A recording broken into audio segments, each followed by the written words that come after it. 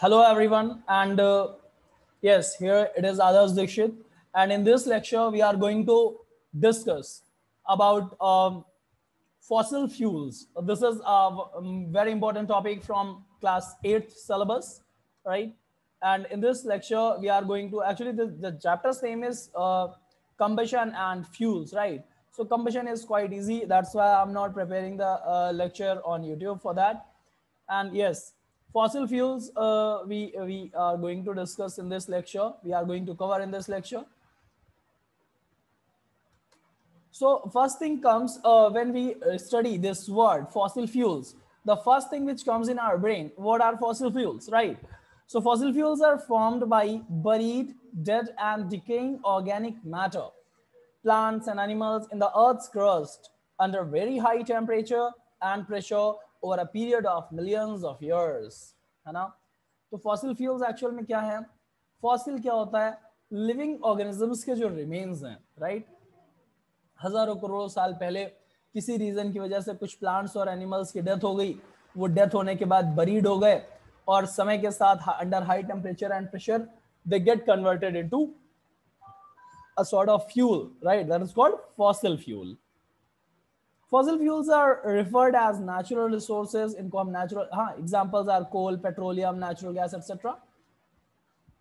इनको हम natural resources मान करके चलते हैं क्योंकि resources anything which can meet our needs, right? So they are divided into derived from nature. These resources can be classified into exhaustible and non-exhaustible या inexhaustible resources या फिर renewable and non-renewable resources, as you can see the terms here. तो बेटा natural resources सारे के सारे can be classified into two categories, right? What is exhaustible or non-renewable?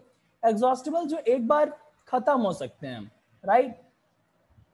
आजकल 2 साल बाद, 10 साल बाद, 2000 साल बाद, someday there is limit for them and एक दिन आएगा जब ये खत्म हो जाएंगे. ऐसे फ्यूल्स में हमारे पास है या ऐसे रिसोर्सेज में हमारे पास हैं fossil fuels and minerals, right? क्यों? क्योंकि फॉसिल फ्यूल्स अर्थ में लिमिटेड है और इनको बनने में लगता है मिलियंस ऑफ ईयर का time, right? So it is not possible for us to prepare any fossil fuel in laboratory in a time period of 5 year, 10 year or 5 days or 10 days, right? Simple. So fossil fuels cannot be generated. That's why these are exhaustible resource or non-renewable resource. On the other hand, we are having inexhaustible and renewable sources. For example, air, water, sunlight. Beta, although according to sciences 50,000 crore साल बाद someday sun will also exhaust, but उतना long term में हम बात नहीं करते और sun will exhaust तो earth will definitely exhaust, right? But अभी के अगर सिनेरियो में हम देखें तो every day we are getting new sunlight, right? New sun rays, and ये हमारे लिए renewable resource है. एयर जब तक अर्थ में एटमॉस्फेयर है तब तक विंड चलती रहेगी, ये एक रिन्यूएबल रिसोर्स है. वाटर रिन्यूएबल रिसोर्स है, वाटर साइकिल चलता रहेगा, राइट? सो रिन्यूएबल रिसोर्सेज यानी इनएग्जॉस्टिबल, ये कभी खत्म नहीं होंगे.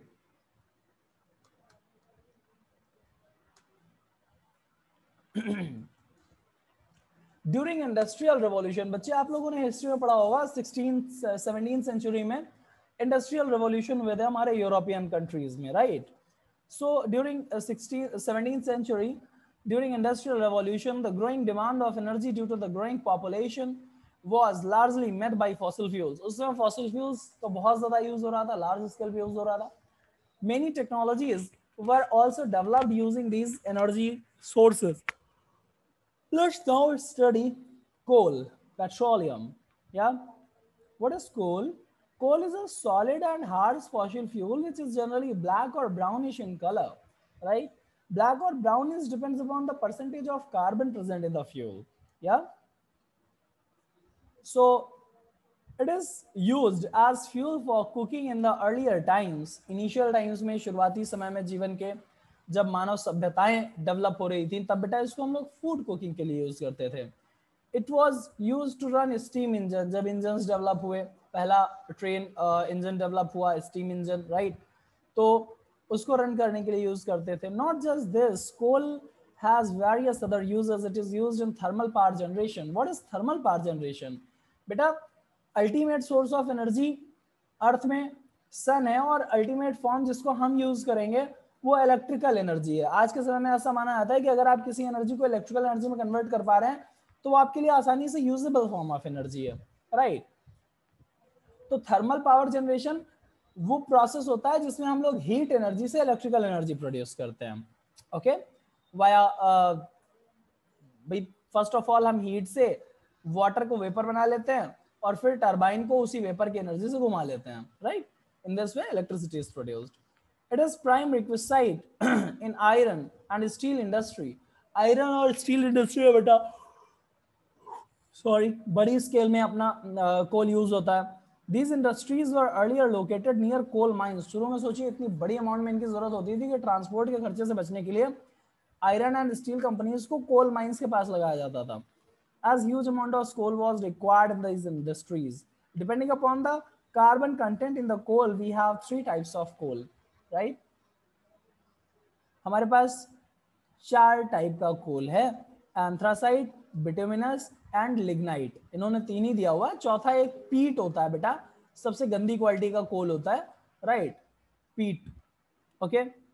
सो एंथ्रासाइट ये सबसे बढ़िया ब्लैक लस्टरस है, राइट। रीजन क्या है, इसमें कार्बन परसेंटेज करीब 90 के आसपास होता है, राइट, और ये सबसे ज्यादा एनर्जी भी प्रोड्यूस करता है, हाईएस्ट ग्रेड का कोल है। बिटुमिनस की बात करें तो इसमें 70 से 86% मैंने ऊपर बताया, आप लोग ध्यान से सुनिएगा, जिसमें जितना ज्यादा कार्बन होगा उतना अच्छा फ्यूल होगा, उतना अच्छा कोल होगा, ठीक है। तो 70 से 86% कोल होता है, कार्बन होता है इसमें, primarily used for generation of power and manufacturing. Coke बनाने के लिए यूज करते हैं। कोक क्या होता है, कोक कार्बन के पार्टिकल्स होते हैं, सिर्फ कार्बन पार्टिकल्स, राइट। तो इसमें से जैसे इसको हीट कर दें हम बिटुमिनस कोल को लेकर के ऑक्सीजन के एब्सेंस में या फिर लिमिटेड सप्लाई ऑफ ऑक्सीजन में, तो कोक बन जाएगा, ठीक है। अ ग्रे हार्ड पोरस फ्यूल, ये अच्छा फ्यूल भी होता है कोक, और साथ में कई बार सर्फिकेंट की तरह यूज करते हैं। सर्फिकेंट एड्सॉर्प्शन, जैसे आप लोग टूथपेस्ट का एड देखते हो तो बताते हैं इसमें कोक है, राइट, या इसमें है चारकोल, है ना, चारकोल। तो वो क्या होता है, ये जो कोक है या चारकोल है ये अच्छे एड्सॉर्बेंट है और इम्प्योरिटीज को एड्सॉर्ब कर लेते हैं। लिग्नाइट की बात करते हैं। लिग्नाइट क्या है, ये 3rd ग्रेड का कोल है जिसमें 60 to 70% कार्बन होता है। इसका येलो या डार्क ब्राउन कलर हो सकता है और ये पावर जनरेशन के लिए यूज कर सकते हैं हम लोग। पीट वाला जो होता है बेटा, इसमें 30 से 40% ही कार्बन बचता है और ये सबसे घटिया क्वालिटी का कोल है, फाइन, बट आवश्यकता पड़ने पर इसे प्रयोग किया जाता है, ठीक है। चलिए आगे चलते हैं हम लोग। आई होप आप लोगों को समझ में आ रहा होगा बच्चे। अगर नहीं आ रहा है तो जो मेरे फिजिकल कांटेक्ट में बच्चे नहीं आते हैं, जिनके पास मेरे कांटेक्ट नंबर्स नहीं है, वो यूट्यूब में इस वीडियो के नीचे ही अपना क्वेश्चन पूछ सकते हैं, डाउट पूछ सकते हैं। I will feel proud to answer you. और अगर ये लेक्चर आपको थोड़ा भी हेल्प कर पाता है बेटा तो it is very good for me, right, it will please me. So let's move forward. यहाँ पर हम लोग देखेंगे कोल रिमेन्स आए कहाँ से, कैसे कोल आखिर फॉर्मेशन हो रहा है। So coal is the remains of trees, ferns and other plants that lived millions of years ago and grave in the warm and humid swamps. Swamp मतलब थोड़ा दलदली क्षेत्र टाइप का होता है, ठीक है। तो ये देखिए स्वैम्प एनवायरमेंट है जहाँ पर पेड़ की जड़ें नीचे गई हुई हैं, और ये देखिए ये पीट जनरेट हो गया। पीट क्या है, जहाँ ये पेड़ पौधे अपने आप डेड हो गए बेटा समय के साथ, राइट। तो ये डेड बॉडीज पेड़ पौधों की यहाँ पर पड़ी हुई हैं और ह्यूमस क्रिएट हो जाता है। ह्यूमस मतलब बैक्टीरियल डिकम्पोजिशन के साथ, राइट, जो कम मटेरियल बचा उससे फर्दर जब कार्बन कंसंट्रेशन इंक्रीज होगा ह्यूमस में तो वो पीट में कन्वर्ट हो जाता है। यही मैंने आपको बताया था 4th ग्रेड का कोल। उसके बाद ये बरियल हो जाता है, दब गया समय के साथ मिट्टी के नीचे, है ना। अब under high pressure and temperature ये लिग्नाइट में कन्वर्ट हो गया है, राइट। ये देखिए decomposition of the vegetation in low oxygen condition forms the peat. फिर peat is compressed between layers of sediment to form lignite। अब वो दब गया और वहां पर थोड़ा सा प्रेशर ज्यादा होने की वजह से मिट्टी वगैरह फिल्टर आउट होने लगती है और कार्बन कंसंट्रेशन बढ़ने लगता है, ये लिग्नाइट फॉर्म कर देता है। फर्दर बेटा समय के साथ जब और ज्यादा बरियल होगा, ये देखिए लेयर बढ़ती जा रही है यानी प्रेशर बढ़ता जा रहा है, तो further compression leads to the formation of bituminous coal. अभी बिट्यूमिनस बन जाएगा, क्योंकि आप ये समझिए जितना गहराई में आप जाएंगे उतना टेम्परेचर और प्रेशर दोनों बढ़ते हैं, ठीक है। एक बार बिट्यूमिनस बन गया तो फर्दर आप देख सकते हैं थोड़ा बहुत मेटामॉर्फोसिस हुआ, एंथ्रासाइट फॉर्मेट आ गया, राइट। मेटामॉर्फोसिस मतलब पृथ्वी में चलने वाले कुछ परिवर्तन, राइट। ज्योग्राफी में इसको ज्यादा डिटेल में हम लोग देखेंगे, बट अभी आप ऐसे समझें कि पृथ्वी की लेयर्स आपस में टेक्टोनिक प्लेट्स मूवमेंट करती रहती हैं थोड़ा बहुत, जिसकी वजह से अर्थ में समय समय पर चेंजेस आते रहते हैं, और टेम्परेचर बहुत ज्यादा है, अर्थ के नीचे टेम्परेचर बहुत ज्यादा है। इवन आप ये समझिए कि अर्थ के कोर में टेम्परेचर जो है, अर्थ की कोर में, कोर का मतलब बिल्कुल अर्थ के सेंटर में जो टेम्परेचर है बेटा, वो सन की सरफेस के बराबर है, करीब 5000-6000 degree Celsius, right. So anthracite की बात कर रहे हैं, it is the last stage of coal formation, it is the highest grade of coal, और ये बेस्ट ग्रेड का होता है। आप देख सकते हैं जितना ज्यादा कंप्रेस हो जाएगा उतना ज्यादा कोल बचेगा, बाकी कार्बन बचेगा, बाकी चीजें बाहर होती रहती हैं, और फिर इस तरीके से आपको मिल जाता है बेस्ट ग्रेड का कोल। देखिए इन्फोबिट आपके लिए दी हुई है, Jharkhand ranks first in the coal production. बेटा झारखंड में बहुत सारी कोल माइंस हैं, Jharkhand is a state in our country, right, इधर बिहार के नीचे। and coal reserves in India, Jharia is an important coal field in Jharkhand, which is the largest in the country. So country में biggest coal field कौन सा है? Jharia। कहाँ पर है? झारखंड में, right? It accounts for almost 50% of the coal output of the state. Oh my God! मतलब ये यूपी झारखंड के 50% कोल, मतलब झारखंड में इतना कोल प्रोड्यूस होता है, 50% अकेले झारिया कोल माइन से प्रोड्यूस होता है, ठीक है। जरा ये फैक्ट देख लेते हैं। हाँ, trees and plants that lived in the millions of years ago in the soil tree dead got buried इन, ठीक है, ये बिटुमिनस फॉर्मेशन का दिया हुआ है पैसेज, ऑलराइट। तो आई होप बेटा, सॉरी पीट फॉर्मेशन का। तो अभी आप, आई होप आप लोगों को पीट, लिग्नाइट, बिटुमिनस और एंथ्रासाइट के बारे में कॉन्सेप्ट क्लियर हो गया होगा, राइट। अब हम कोक, कोल्टार और कोल गैस के बारे में थोड़ा सा बात कर लेते हैं। On further processing in the industries, coal leads to the formation, just 1 minute students, yeah. On further processing in industries, coal leads to the formation of useful products such as coke, coal tar, yeah, and coal gas. What is coke? It is tough, porous, black fuel. The carbon content in coke is so high that it is considered as pure form of carbon, ना? मतलब करीब 95% से ज़्यादा carbon वहाँ पहुँच जाता है, carbon concentration हो जाता है। It is obvious, obtained by heating bituminous coal at high temperature in absence of air. In absence of air का सीधा सेंस है बेटा, in absence of oxygen, है ना। अदरवाइज फिर कंबशन शुरू हो जाएगा, तो कंबशन रोकने के लिए ऑक्सीजन को हटा देते हैं। Coke is used to manufacture steel. हाँ, स्टील मैन्युफैक्चर में, स्टील जो ग्लास अपने यहाँ ज्यादातर यूटेंसिल्स बेटा आजकल स्टील के हैं, है ना। आयरन के साथ 5% कोक मिक्स किया जाता है स्टील बनाने के लिए। And in the production of iron in the blast furnace, blast furnace एक भट्टी होती है एक तरीके से, और वहां पर कोक का यूज किया जाता है आयरन प्रोड्यूस करने के लिए। आयरन की मेटलर्जी का ये प्रोसेस है बेटा ब्लास्ट फर्नेस। मेटलर्जी क्या होता है? एक टर्म आ रहा है, नया है आप लोगों के लिए, मैं चाहता हूं आप लोग सीख लें, आगे काम आएगा। मेटलर्जी, देखिए मेटल्स हैं, बहुत सारे मेटल्स हैं हमारे पास आसपास जो हम लोग यूज करते हैं। आयरन है, एल्युमिनियम है, गोल्ड है, सिल्वर है, प्लास्टिक में, सॉरी, राइट। तो ये जो मेटल्स हैं बेटा, ये मान लीजिए आपके घर में आयरन का गेट लगा हुआ है, तो ये आयरन के गेट के फॉर्म में नहीं पड़ा हुआ था। नेचर में जब इसकी माइनिंग की गई है तो कहीं आयरन का ऑक्साइड निकला, कहीं आयरन का सल्फाइड निकला, है ना।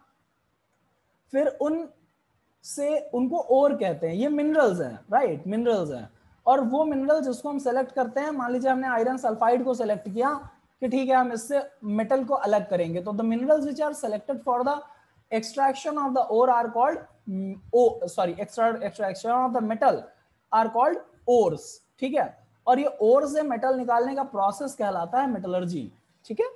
तो मेटलर्जिकल प्रोसेस है ब्लास्ट फर्नेस, आयरन के मेटलर्जिकल प्रोसेस में पार्ट है। कोल टार की बात कर लेते हैं। Coal tar is obtained as a by product in the process of producing coke, ठीक है। ये बाई प्रोडक्ट की तरह यूज किया आता है। बाई प्रोडक्ट की तरह प्रोड्यूस हो जाता है कोक बनाते समय। कोक बनाते समय थोड़ा बहुत बाई प्रोडक्ट बनेगा, मतलब एक जो साइड में बन जाए, उसको बनाने का इंटेंशन नहीं था। ये है कोल टार, उसे बाई प्रोडक्ट कहते हैं। It is a highly viscous liquid, ये बड़ा विस्कस, विस्कस का मतलब क्या होता है बच्चे लोग, जैसे आप समझो पानी है, पानी को अगर हम गिरा दें तो बहता चला जाएगा, जबकि शहद को अगर हम गिरा दें तो उतनी तेजी से नहीं बहेगा। क्यों? क्योंकि शहद ज्यादा विस्कस है।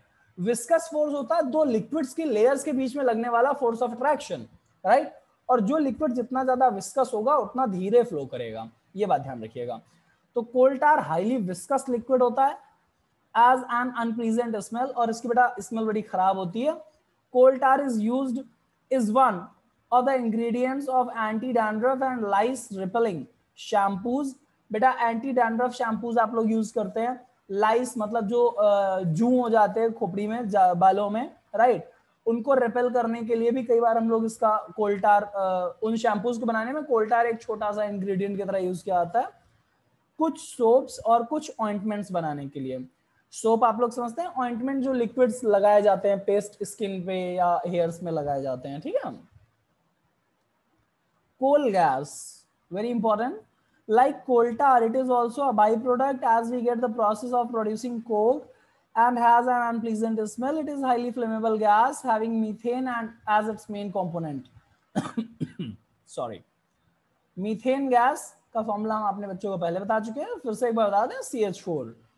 Coal gas is mainly used as a fuel in industries near coal processing plants.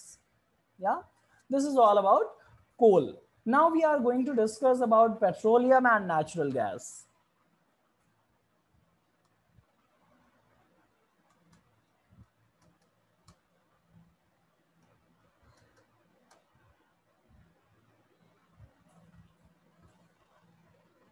Petroleum की बात कर लेते हैं बच्चे। What is petroleum? देखिए अभी तो लैंड के नीचे पेड़ पौधे दब गए थे, है ना, एनिमल्स दब गए थे, तो कोल बन गया। जब ये बेटा समुद्र के नीचे दब जाते हैं, सी के बेड्स पे, धीरे धीरे समय के साथ मेरीन ऑर्गेनिजम्स, प्लांट्स वगैरह मरते हैं और मिट्टी डिपॉजिट होने की वजह से वो दबते चले जाते हैं। तो वहां पर क्या होता है कि ऑयल प्रोड्यूस होता है, राइट, वो पेट्रोलियम प्रोड्यूस होता है। Petroleum, crude oil and natural gas are remains of tiny marine plants and animals. Tiny marine plant and animal का मतलब zooplanktons and phytoplanktons. When these organisms died, जब ये organism मरते हैं बच्चे, their bodies sank into the seabed, तो ये इनके डेड बॉडी सी के बेड में पहुंच जाती है, and were covered by fine sand, और छोटी मोटी मिट्टी के साथ वो कवर हो गए, clay and other materials carried by running water and deposited as sediment. Bacteria attacked the dead remains and turned them into petroleum and natural gas under high pressure and enormous heat. बहुत सारा pressure, और मैंने आपको बताया अर्थ के नीचे बहुत temperature होता है, हाई टेम्परेचर होता है, तो इनॉर्मस हीट यानी बहुत ज्यादा heat. Petroleum and natural gas then sieved through the porous rocks. फिर बेटा इतना ज्यादा प्रेशर था कि जितनी पोरस रॉक थी, पोरस, पोर का मतलब होता है छेद, ठीक है, छिद्र, तो जिन रॉक्स में छोटे छोटे होल्स थे वहां से पेट्रोलियम प्रोडक्ट सीप करते करते हाई प्रेशर में नीचे जाने लगे। फिर जहां पर इम्परवियस रॉक्स मिली, इम्परवियस रॉक वो रॉक होती है जिनमें पोर ना हो, impervious rocks, okay, impervious rocks के ऊपर बेटा इनका डिपोजिशन हो गया, और यहां पर ये कोल, पेट्रोलियम गैस, पेट्रोलियम प्रोडक्ट रुकने लगा। या पेट्रोलियम प्रोडक्ट के ऊपर जो गैस थी वो मीथेन, इसी के जस्ट ऊपर डिपॉजिट रहने लगी, राइट। तो इम्परवियस रॉक्स के बीच में डिपोजिशन मिलता है पेट्रोलियम का, such as sandstone, and reached the impermeable rock and were trapped below it. ठीक है, इतने बात क्लियर हो गई है। चलिए आगे चलते हैं।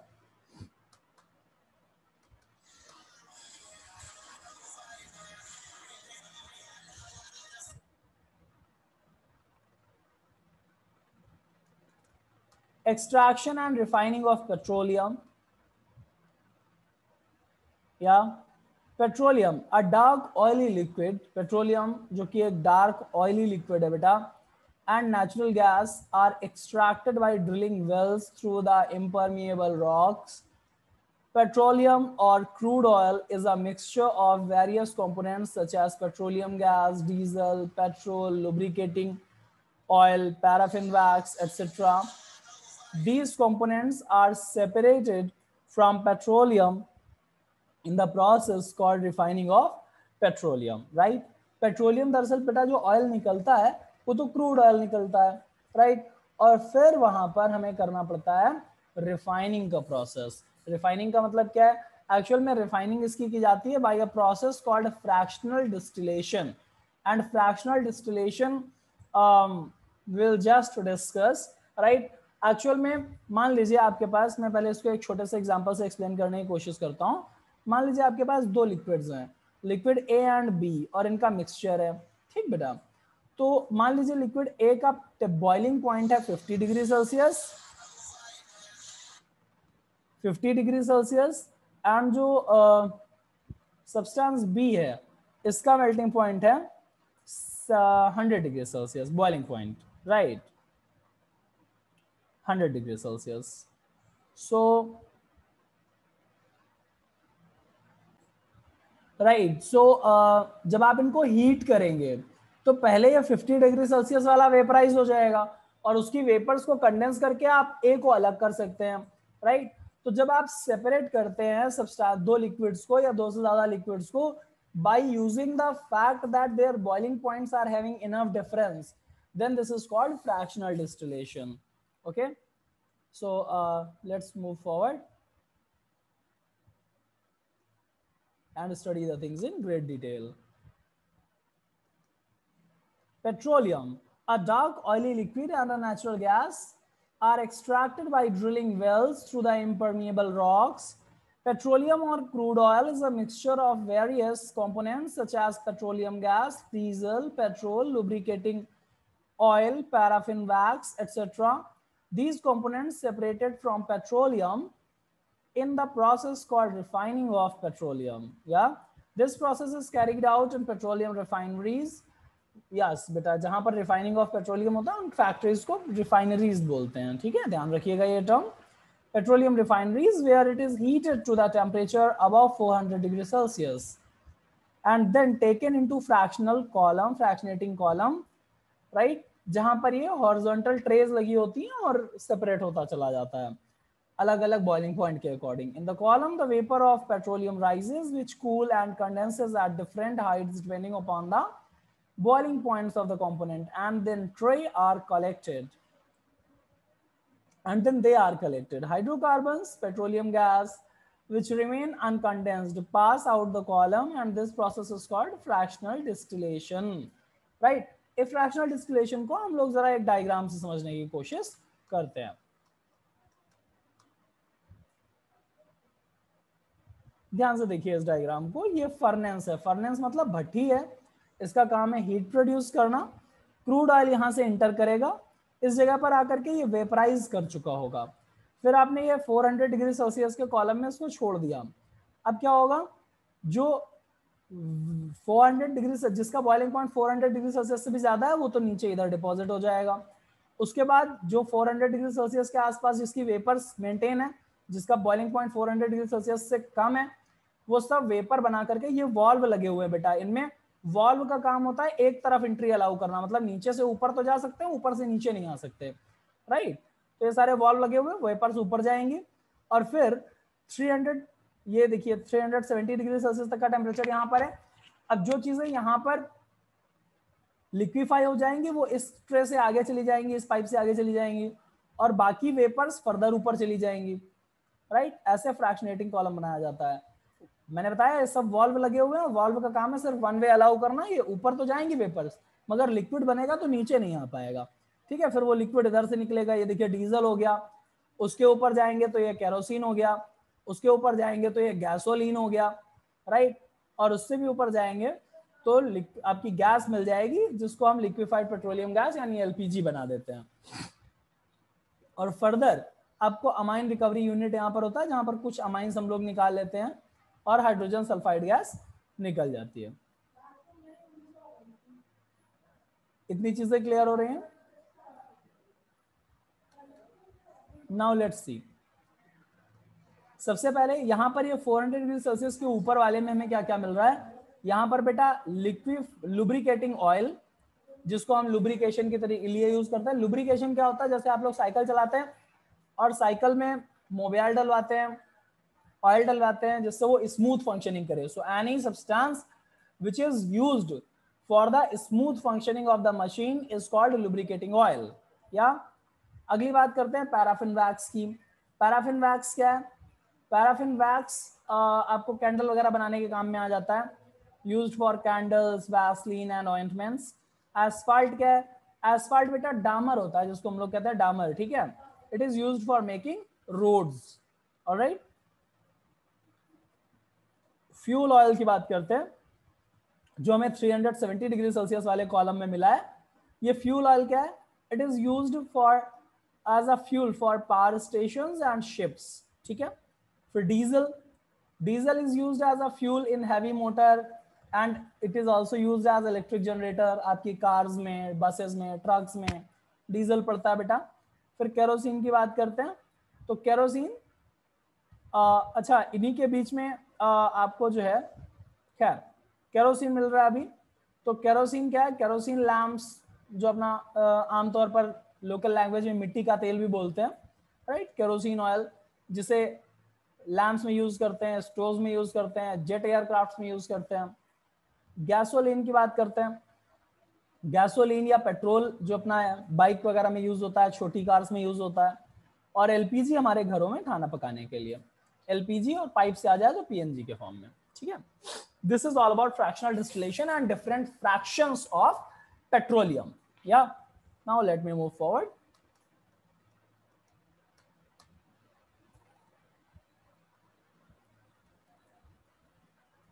अच्छा, natural gas is versatile. Natural gas क्या है? पेट्रोलियम तो हो गया। नेचुरल गैस बेटा जहां भी पेट्रोलियम मिलेगा उसी के ऊपर नेचुरल गैस मिलती है। ये आमतौर पर सीएनजी होती है, मीथेन होता है इसमें, जिसको हम अगर कंप्रेस कर दें तो सीएनजी कंप्रेस नेचुरल गैस के फॉर्म में बेच देते हैं। इससे भी गाड़ियां वगैरह चलती हैं आजकल, आपको पता है, कार्स में पड़ जाता है सीएनजी, बसेस में पड़ जाता है। Clean burning and efficient fuel, ये अच्छा फ्यूल है, पॉल्यूशन कम क्रिएट करता है। One of the main features of fuel is easy transportation through pipes, इसको आसानी से पाइपलाइन के थ्रू ट्रांसपोर्ट कर सकते हैं। It mainly consist of methane, वही बात आ गई, ठीक है। It is used for generating electricity. It is used in power station, transporting vehicles, domestic fuel. As the major feedstock for production of ammonia, ammonia बनाने में भी बेटा इसका बड़ा यूज करते हैं। And in the major manufacture of fabrics, glass, steel, plastic, paint, and other products as well. Limitations क्या है फॉसिल फ्यूल की? पहला, इनकी अवेलेबिलिटी लिमिटेड है। इनको 2, 4, 10, 20, 50 साल, 100 साल, 200 साल बाद खत्म हो जाना है, तब हम क्या करेंगे? आज तो हम लोग हैविली इनके ऊपर डिपेंडेंट हैं, मगर इसी पीरियड के अंदर, क्योंकि बेटा एनर्जी की डिमांड नहीं कम की जा सकती, मगर इसी पीरियड के अंदर हमको ऑल्टरनेटिव सोर्सेस पे ध्यान देना होगा, राइट। जो 10, 20, 50 साल का टाइम है। अदरवाइज आप सोचिए 200 साल बाद ना बाइक्स है, ना इलेक्ट्रिसिटी है, वापस से आदिमानव वाला जीवन जीने लगेंगे ह्यूमंस, राइट। सो उस प्रॉब्लम से बचने के लिए ऑल्टरनेटिव सोर्स ऑफ एनर्जी को जनरेट करना इमेंस इंपॉर्टेंस का हो गया है आज के समय में। एयर पॉल्यूशन की बात कर लेते हैं। अच्छा बेटा, इतना सारा कंबशन करोगे तो पॉल्यूशन तो होगा ही, राइट। और वो पॉल्यूशन, क्योंकि ये जल करके एयर में ही गैसेस ऐड करते हैं, इसलिए बड़ी स्केल में जो कंबशन की वजह से पॉल्यूशन होता है वो एयर पॉल्यूशन होता है। हालांकि कंबशन थोड़ा बहुत सॉइल पॉल्यूशन भी प्रोड्यूस करता है, क्योंकि जब काउडंग केक या अपना लकड़ी वगैरह जलते हैं तो ऐश भी बहुत प्रोड्यूस करते हैं, बट बड़ी स्केल में जो पॉल्यूशन होता है वो एयर पॉल्यूशन होता है इनकी वजह से। अच्छा, पॉल्यूशन क्या है? कोई भी अनवांटेड सब्सटेंस जो हमारे नेचर में आकर के हमें डिस्टर्ब करे, वो any undesirable substance called pollutant, right, वो ऐड हो जाएगा, तो उसे हम पॉल्यूशन की कैटेगरी में रखते हैं। Having harmful effect on other living organisms या ह्यूमंस, ठीक है। The combustion of fossil fuel produces carbon dioxide. जब फॉसिल फ्यूल जलते हैं तो कार्बन डाइऑक्साइड प्रोड्यूस करते हैं। अच्छा, कार्बन डाइऑक्साइड का सबसे बड़ा काम क्या है कि ये इंफ्रारेड रेडिएशन को ट्रैप कर लेता है, राइट। ये एक ग्रीन हाउस गैस है, okay, and this results in the global warming.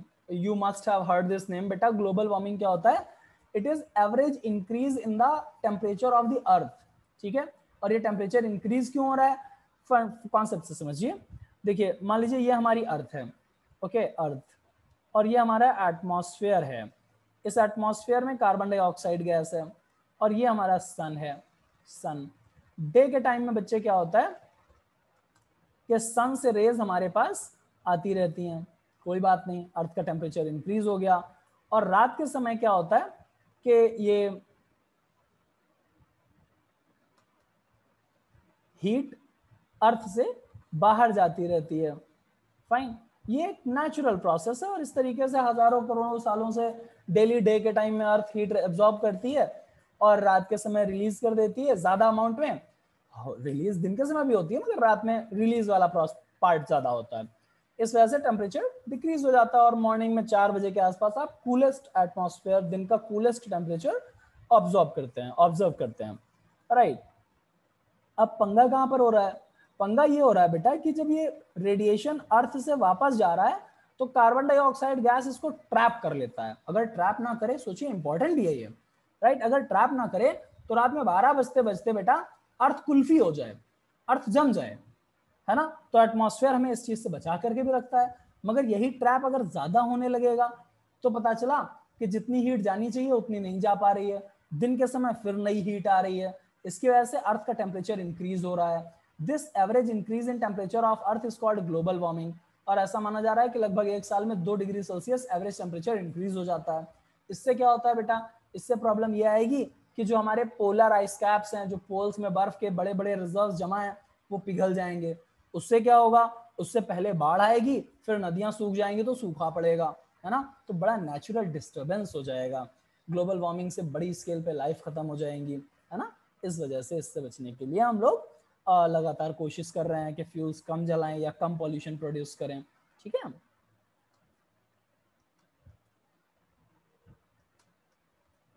Combustion of fossil fuels in the insufficient supply of oxygen. अच्छा मान लीजिए कभी ऑक्सीजन की इनसफिशिएंट सप्लाई में हमें फॉसिल फ्यूल जलाना पड़ गया तो कार्बन मोनोऑक्साइड जैसी जहरीली गैसेस प्रोड्यूस हो जाएंगी, है ना। ये तो जब इनहेल अगर इसको हम कर लें कार्बन मोनोऑक्साइड को, ऐसे सांस ले लें, तो ये लंग्स में जाकर के बेटा सीधे हमारे ब्लड के हीमोग्लोबिन के साथ कंबाइन हो जाती है और बना देती है कार्बोक्सी हीमोग्लोबिन, राइट। ये एक तरीके से ब्लॉकेज ऑफ हीमोग्लोबिन है, क्योंकि ये वापस टूटता नहीं है और वो हीमोग्लोबिन ऑक्सीजन कैरी करने लायक नहीं बचता है, rendering it incapable to combine with oxygen, and transport of oxygen hinders, right. This may lead to a person's death. Soot particles if inhaled might trigger asthma attack and cause coughing and respiratory problems। या suit particle धुएं के particles जो होते हैं, इसलिए fossil fuels को जलाना भी बहुत ज्यादा उचित नहीं है। अनबर्न्ड कार्बन पार्टिकल होता है सूट में, ठीक है। Coal contains carbon compound sulphur and nitrogen. अच्छा कोल में बेटा सल्फर और नाइट्रोजन भी होता है, तो जब कोल जलेगा तो साथ में सल्फर जल करके सल्फर डाइऑक्साइड और नाइट्रोजन जल करके नाइट्रोजन डाइऑक्साइड जैसी गैसेस बना लेंगे। ये गैसेस एटमॉस्फेयर में जब पानी के साथ कंबाइन होती हैं, मान लो नाइट्रिक NO2 पानी के साथ कंबाइन हुआ H2O, तो ये बना देता है HNO3 नाइट्रिक एसिड, या नाइट्रस एसिड बना सकता है ना, एसिड ओवरऑल प्रोड्यूस हो रहा है। H2SO2 वाटर के साथ कंबाइन होगा तो H2SO3 फॉर्म कर सकता है, सल्फरस एसिड। और ये एसिड्स जब बरसात के साथ नीचे आते हैं तो that results in acid rain.